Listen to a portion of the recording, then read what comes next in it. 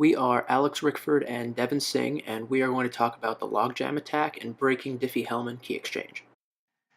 Today, the internet is an irrefutable constant in our lives. Everything from your relationship status to your social security number is likely accessible somewhere on the internet.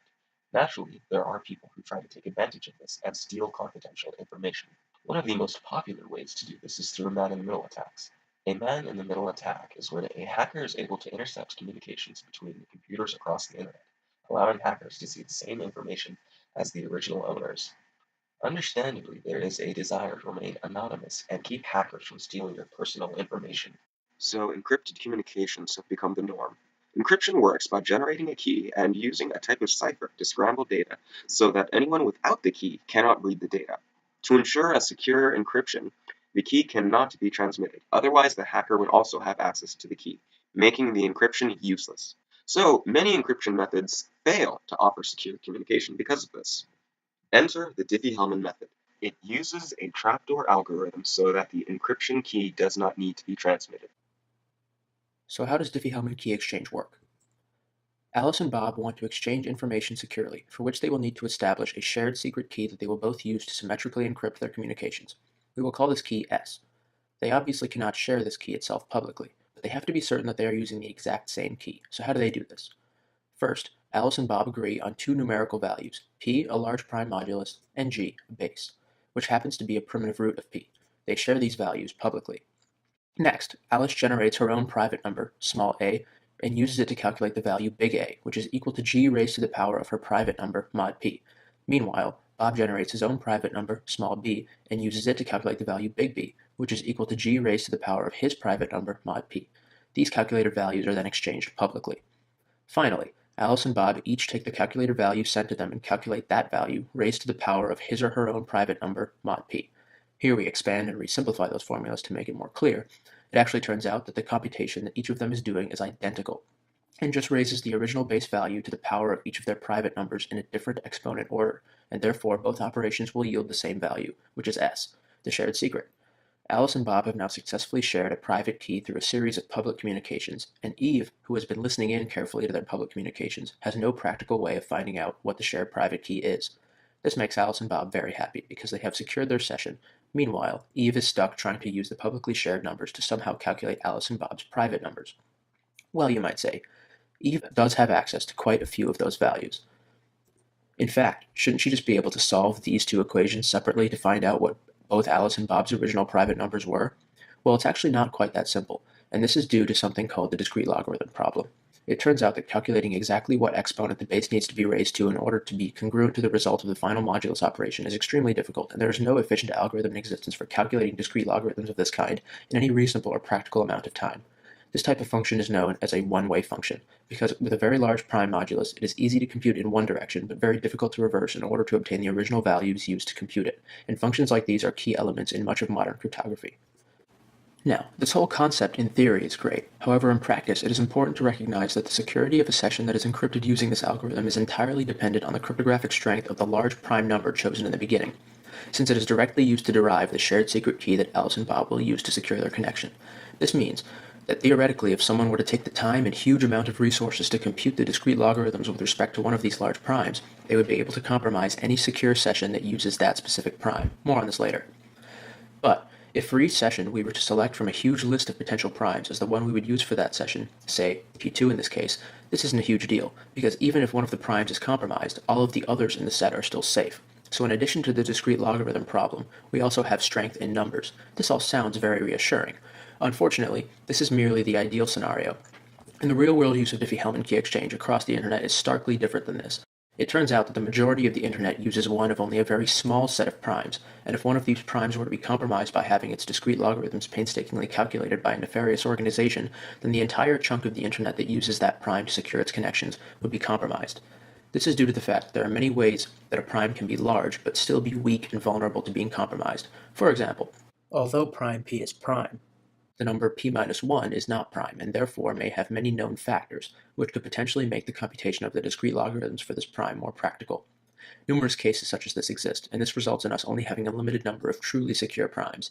And of this, a very small group of potential primes, many servers choose only one to use as the default prime in all of its secure sessions. And again, if someone theoretically were to compromise this one prime, all sessions that use that prime would also be compromised. So, are we safe? No, no, no, no, no, no, no, no, hell no! While the Diffie-Hellman method offers great security, it still has flaws hackers can exploit, namely pre-computation. Pre-computation is when calculations that are not dependent on a specific problem are done beforehand. The Diffie-Hellman method is vulnerable to this because the prime numbers used for encryption can have very stringent requirements, such as the larger prime being equal to 2 times the base prime plus 1. So the same prime numbers tend to be used over and over to generate encryption. So hackers can massively reduce computation time for decrypting an individual key because most of the computation can be done using the general number field thief algorithm with pre-computation, making it very feasible to hack a large number of people. But there is good news. Pre-computation is just saving the output of calculations for future use. These calculations still take a lot of time to compute, so hackers are still limited by the size of the prime number used. Even hackers with state-level resources would only be able to decrypt 512-bit encryption, and 512-bit encryption is a bit outdated.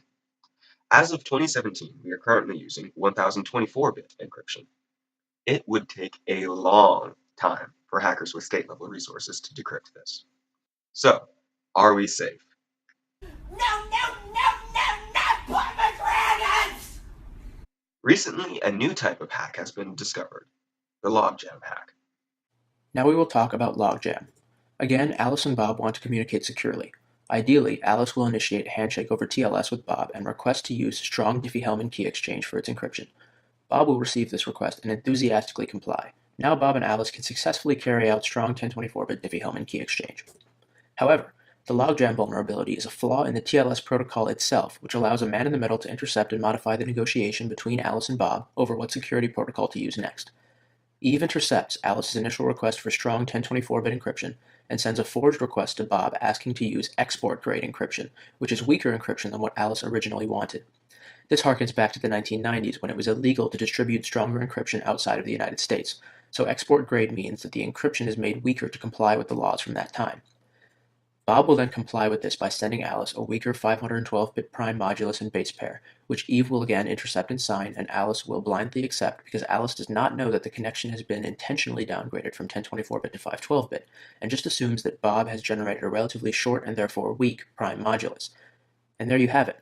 Eve has now successfully downgraded a 1024-bit connection to a 512-bit connection, which is much easier to decrypt through conventional means, and both Alice and Bob are blissfully unaware of the sabotage that has befallen them. So we can still get hacked. But good news! Logjam only affects a small portion of the internet, around 8%, and it is currently being patched worldwide. So, are we safe? No, no, no, no, no, no, no, no, no, no, no, no, no. Really? 16 no's. While hackers with state-level resources would not be able to crack 1024-bit encryption in a reasonable amount of time, hackers with nation-level resources might be able to do so. And among the hackers with these resources, the most likely to succeed would be the NSA.